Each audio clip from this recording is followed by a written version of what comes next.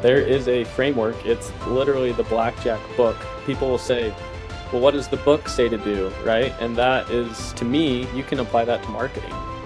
The book will tell you to do this in this situation. And why I like it is, in Blackjack, you never know what next card is coming. Like I said, goal being take one thing and make it 10 things. How can we create content that is repurposable across multiple platforms so that you're multiplying what you're able to do and amplifying everything that you're able to do with advertising dollars? Welcome to Future Fuzz, the digital marketing podcast. It's FCMO at Avalaunch Media. Thank you so much for joining me on the Future Fuzz podcast. Yeah, thanks for having me. Really excited to be here. What's the best thing that's happened to you this week? This week, I would say just being with family at family Christmas parties. Yeah, we're heading to New York for to see my folks in Yonkers up in where I grew up. So that's going to be nice. We're going there Wednesday to Friday. Yeah. Yeah, we actually, funny enough, we took like a family Christmas photo with my wife's family at a Christmas party, and then we uploaded that to Gemini and said, make us a Pixar character family. Oh, nice. That's fun. So I've been playing around with the nano banana and it is superior to ChatGPT. Yeah. So my allegiance was all in on chat, and now I'm kind of shifting a little bit to maybe back to Gemini. And I'm a Google fan, so I'm glad they're catching up in the AI. Yeah, everything I see with Nano Banana stuff is pretty... They picked the perfect name for it because every time you see something, you're like, that's bananas. Yes, and they're pushing it hard. Like, we use the G Suite for work, and even in my inbox on my business Gmail, yeah, I'm getting prompts to try it out, you know? What I love about your profile and getting ready for this conversation is you're a big fan of Blackjack, and you've described marketing as a game of Blackjack, high stakes, high skill, etc.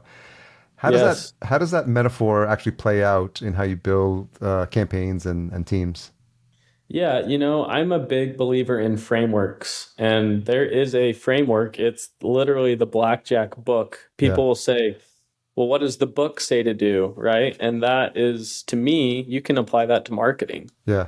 Like, the book will tell you to do this in this situation. And why I like it is, in Blackjack, you never know what next card is coming. Mm-hmm. And it's like the business world where you don't necessarily know what the next thing is going to be that's going to happen, but you can make the best choice based upon what you do know. And so I feel like it applies really well in terms of, this is what's going to happen next. This is maybe what you should do. If the dealer's showing a 3, 4, 5, 6, don't take a card if you can break. You know what I like? There's just little rules like that you just follow. So I've noticed that being in casinos, I myself, I'm more of a Texas Hold'em player, but there's guidelines about, like, I've sort of shy away from blackjack tables because I know there's an etiquette and, where you need to sit and if you're in that position, how you should behave and what you should be doing, because you could screw the whole table up if you don't know what you're doing. Oh, I've seen fights when the third baseman, as they call it, the person sitting in third base is taking cards or not taking cards when they should be. People get pretty upset by that. Yeah. So where do you see the industry heading? What do you think is going to separate winners from the ones who get left behind in this era? We talked about AI obviously is a big influence. Yeah, I think I'm very pro AI. We're very pro AI at Avalanche. I think strategic leadership is something that will never go away. You will always need someone who can kind of guide the ship. If you just turn AI loose outside of a framework or outside of a plan, like we talked about with the Blackjack book, and even like in Texas Hold'em, typically, unless you're bluffing, you're not keeping cards. Like, you get dealt like a 3-9 or something. Yeah. Why would you keep that? Yeah. You know what I mean? You're throwing that away. But if you got pocket 2s or pocket aces, I mean, you're going all in. Yeah. Right? You're at least wanting to see the flop. Yeah, so for sure. I just think there's things that you need to do strategically to build around these AIs and these agents. You can't just cut them loose and let it be the wild, wild west. You need direction and strategy, and you need someone who can understand what's going on in the data to help inform future iterations of what needs to happen next. How would you describe the philosophy that drives Avalaunch, how do you think differently from a typical digital marketing agency? Yeah, it's funny. One of our core things that is kind of ingrained in the company is this concept of wild bets. Mm. And we didn't come up with it. It's actually a Google philosophy. Yeah.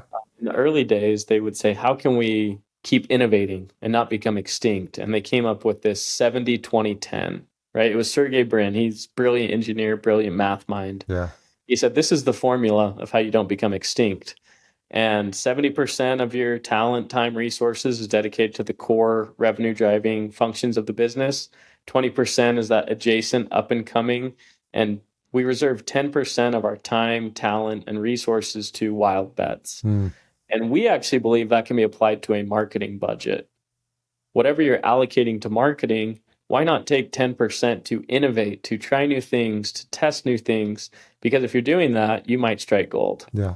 You're not betting the farm, so to speak, on one certain avenue or lane, but you are taking these strategic bets to try to figure out what might work for your audience. And time again, as an agency, we find those 10% bets becoming really lucrative opportunities for our clients.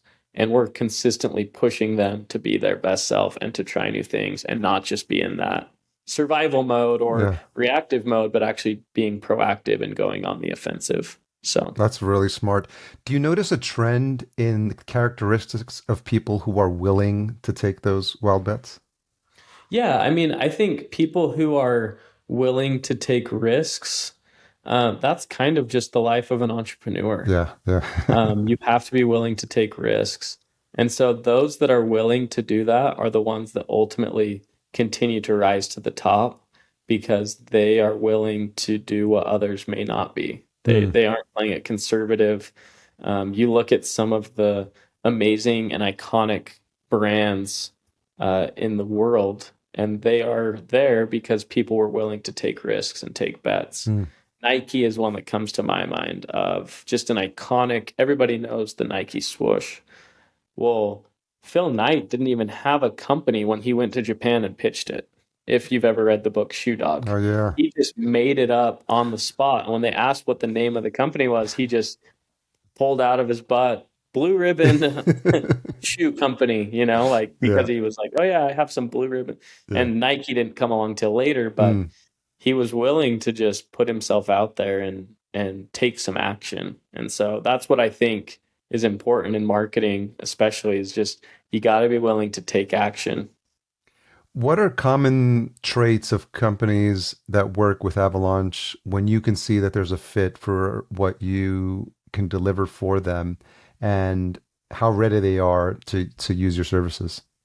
Yeah, I would say, really strong sales organization. Okay.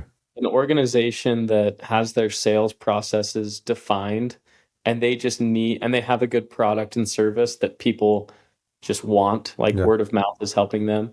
And we're able to come in and help them craft a narrative and a brand and help them scale up and build on what's already a great company. Yeah. It's really hard to keep putting lipstick on a pig, right? So you need a company that is pretty dialed in. They've got a strong sales culture. They have a good sales team that's able to, communicate effectively why someone might want the product or service. And that could be applicable to the website, right? For e-commerce. Yeah. So if it is e-commerce, your sales team is your website, and you're really strong at narrating that digitally. So with all the competition in the space, when you think about Avalanche's growth over the next 12 to 24 months, is there like a specific lever that you're trying to pull? Yes. So we specifically have really leaned into what we call a strategic sprint. And so when you come to work with Avalaunch Media, we don't just say, here's your retainer and let's get to work. Yeah. We actually really want to get really strategic about it. We actually are certified in a framework that comes from a book, The One-Page Marketing Plan by Alan Dibb. And we will walk you through that book and that framework of there are 9 squares to marketing, essentially. So square 1 is your ICP, your ideal customer profile. Square 2 is your messaging. Square 3 is your media and the mix of media that you're planning on leveraging. Squares 4, 5, and 6 are all about that customer journey. So lead capture, lead nurture, and sales conversion. And then squares 7, 8, and 9 is about your customer experience. And as a company, culturally, how do you create this amazing customer experience? So square 7 is specifically customer experience. Square 8 is lifetime value and generating more value from your existing customers. And then 9 is referrals. How do we turn customers into advocates for our business? And I find it funny, there's a stat floating around the internet that 90% of all marketing dollars are spent on acquiring new customers. Well, 65% of revenue comes from existing customers, and we don't spend near enough, I think, on creating a good experience for them. Because if we do that, then the lifetime value goes up and we can really do some amazing things. So that framework helps us build out a plan, and that plan will truly guide what we're going to do for the next 90, 180, 365 days, based upon what we come up with in that plan. So that's where I want to, be in the marketplace. Is we're not just an agency that comes in and just starts doing tactics. We're an agency that takes a step back, builds out a strategic plan and narrative, and then we go execute together. That's got to be refreshing for the clients that you work with, and probably a bit of an eye opener when they take a look at this and they've got those 9 things mapped out, and probably stirs up a bit of a pain point for them when they realize how many gaps they have in some of the things that they might have just taken for granted. Yes, 100%. We actually went through it ourselves for our own company. Smart. And it felt like boiling the ocean, right? It's like, man, how are we going to do all these things? And the beauty is within that plan, we can help you determine what is immediate priority and what is stuff that can happen over time. Because at the end of the day, we all want to be the best we can be, and you can't do it in a year. You can't even do it in 5 years sometimes. Yeah. I think it's a Tony Robbins of most people underestimate what they can do, or overestimate what they can do in 1 year, but underestimate what they can do in 3 years. Yeah. So kind of having that mindset of this is a process, this takes time. We want to bring stability to a position at the executive level that's kind of known as being transient. The average tenure of a CMO is like 18 months. And so we want to be that partner for you where we can come in and have a lot of stability. You don't have to have a lot of turnover and tumultuous kind of feelings towards marketing because you have this plan and you're sticking with it and you're moving forward with it. It's got to give them a sense of relief. I think about that phrase that says, if you can articulate a customer's or client's problem to them better than they can, they're going to credit you with the solution. Yeah, 100%. Yeah. 100%. So what's working well in the agency right now? Yeah, I would say in the agency, of course, those sprints are the foundation. Yeah. Once we have who the audience is and what we hope the message to be, we hit research mode. And that's something that we've been trying to do very effectively is let's get into the head of our ICP. Okay. Let's understand what they want. Let's understand what drives them, motivates them. And let's do some research on some of the pain that they're experiencing on the internet, right? Let's use AI for that. Crawl all these websites, crawl forums, crawl X, crawl Reddit.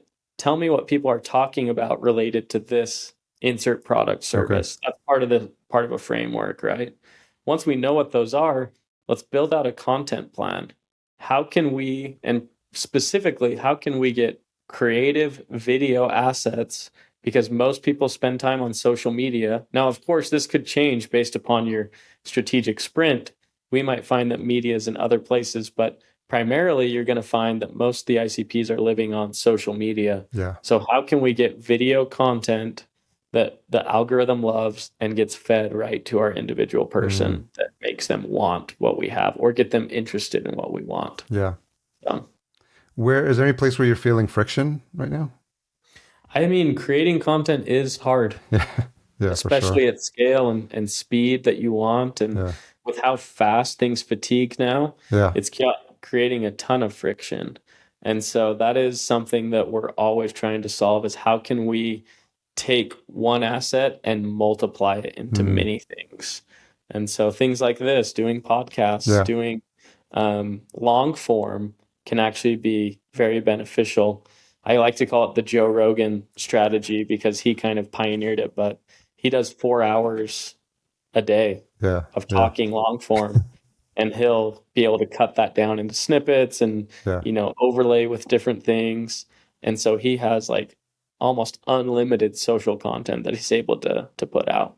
Future Fuzz is sponsored by SalesSource, B2B pipeline management and sales growth for your business. Yeah. So Yeah, especially on the podcasting side. I'm grateful for the team we're working with here because we repurpose it, and I've been podcasting since 2014. So it's just, you underestimate how much gold is sometimes in these transcriptions and nuggets of wisdom that people just, if you've got a good conversation going, if you've got good flow going, then people just relax and they open up, and they share some real wisdom. And I think sometimes people forget, what can come out of like an intentional conversation. yeah, exactly. There's a lot of times where I'm sitting in meetings and I'm like, man, I wish the cameras were real. Yeah. Yeah. If you had unlimited bandwidth and resources, that proverbial magic wand, what do you think is the strategic move you'd prioritize first?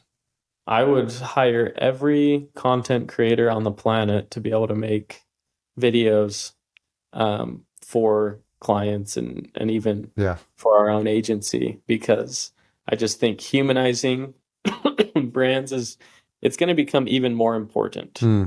There's apps like Sora and these different AI videos that it's cool and it's intriguing, but it's also very there's just not a lot of like Soul. genuine or authentic nature behind it. And so I think it's going to become more and more important to be a founder leading content or executive led content where you're actually seeing the behind the scenes of what's going on within the business, so that you feel like you're buying from Harry or Kyle. Yeah. You're not just buying from some random brand. I think that will become more important in the future, is one kind of prediction, I guess, that I have for marketing, is you've got to put faces to your business so people feel like they can trust you. Yeah, it's going to be even more powerful and more important. It's almost, you have to have like stamp it with a human made label now, because it's like made by humans, it's like that's what people know, because there's so much people getting a drain on it's sort of like taxing their systems when all they see in the feed is just like, you can't distinguish stuff now. I don't even respond to like texts anymore because it's probably an AI spam bot, and it's just like, we're in a world where we don't know what is real anymore. And I think if we can highlight that in a way, it's almost like a return to analog. Like I grew up DJing, so I'm always learned how to DJ on vinyl. So it's like people want to touch and feel like the real thing now. Yeah, there's kind of a movement that I've seen of people buying DVD players and DVDs and iPods, and kind of like trying to go back to the simpler thing, because when you've got your phone in your hand that does all those things, it's easy to get distracted and feel that kind of overwhelm of, oh, there's so much going on. So I think that's something that a lot of people are feeling and will continue to feel. And by having a maybe more human touch to things, I think you can really start building a fan base and a customer base. Yeah, absolutely. So when you think about Avalanche's brand, Avalanche's brand voice and authority in the market, is there any like points of view that you wish were more visible? Yeah, I mean, truly what we're building is a fractional leadership team that can also execute for you. We have the agency backing that can execute for you. So there's a lot of FCMOs that are kind of individual, solo, and they're great and they give you great strategies.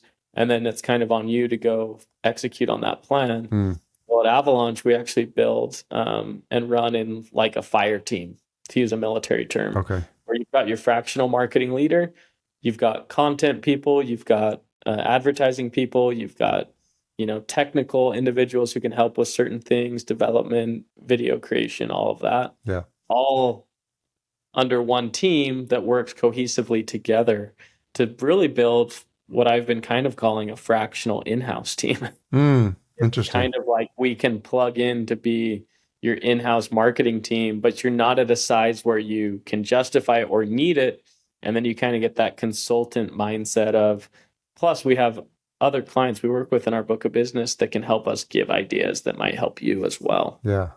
We see a broader purview and landscape of what's going on in the world of business and the world of marketing and advertising. That's really smart. Yeah.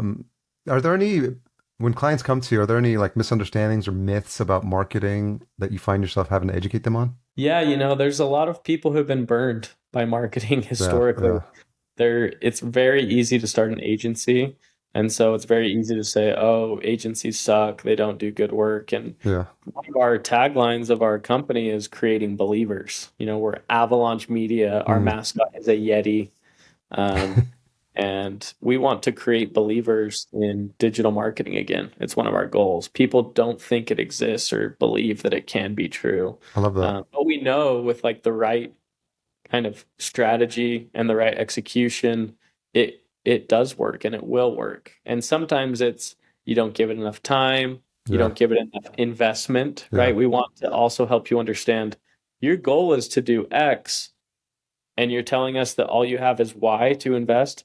That's not possible, right? Like really break it down for them on the financial side as well. We are part of a larger organization, Amplio, that does CFO work. And so we actually feel pretty empowered on the financial side of businesses too, to speak to this is what you should expect to invest in marketing to grow based upon your goals.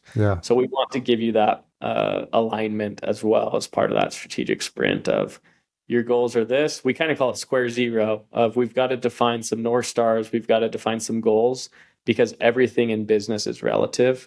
And on the marketing side, it's relative to, do you want to grow? If you do, great. You might need to invest this many dollars.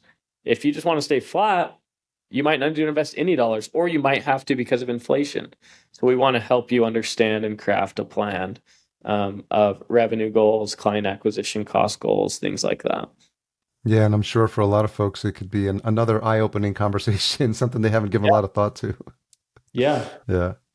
Some clients are saying, our average deal size is $5,000 and we want to acquire those customers for $50. And it's like, really? That does sound nice, doesn't it? Yeah, that magic ATM machine. You mentioned content. So when you think about interviews, conversations, thought leadership, how does that play a role in your growth strategy? Yeah, I mean, for our company, we've really leaned into LinkedIn. And really, we feel like that's, when it comes to media, that's where a lot of our customers are spending their time. And we've been putting out a lot of different thoughts on LinkedIn for a long time now. And we've actually driven a ton of business, approaching 7 figures worth of business just this year alone, just posting organically on LinkedIn. That's great. As a strategy. And so we're really big fans of that. We have a bunch of our executives that have been committed to it, myself included. And we're just always trying to level up our game. But we want people to be hearing from us and seeing kind of what it's like behind the curtain. Because especially agency, you think about you're hiring this human services company, you're hiring people, you want to know how those people think, how they work. That's and true. So we're trying to give a glimpse into that mindset. Yeah, and it touches upon what you said earlier about putting a human face and a voice to your content. Yeah, exactly. Your team handles so much, a lot of the things that you touched upon here. How do you maintain quality across so many disciplines? Yeah, I think we are trying to build unicorns, truly. Like we want to build individuals who know content really well across multiple assets. We used to be more siloed. We used to have teams that specialized in certain things.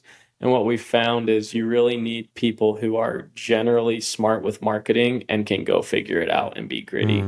And so that's why I say we're building unicorns. We're finding people who are gritty, who love marketing and are passionate about it. And we know they can figure out how to do the technical side of things.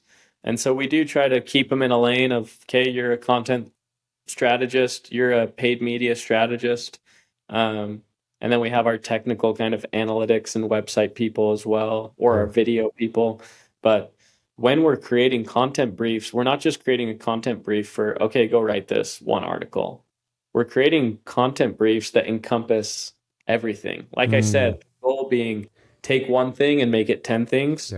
How can we create content that is repurposable across multiple platforms so that you're multiplying what you're able to do and amplifying everything that you're able to do with advertising dollars. So, yeah, and it takes some skill there because you have to change the voice and the format for all these platforms. Like, you know, if you're gonna do a Twitter thread versus a LinkedIn post versus a YouTube description versus, you know, copy that's going to be on Facebook, for example, and they all have their nuances and their word limitations and how content is structured and organized on each one of those. So you have to be really mindful of respecting like the voice of the platform too.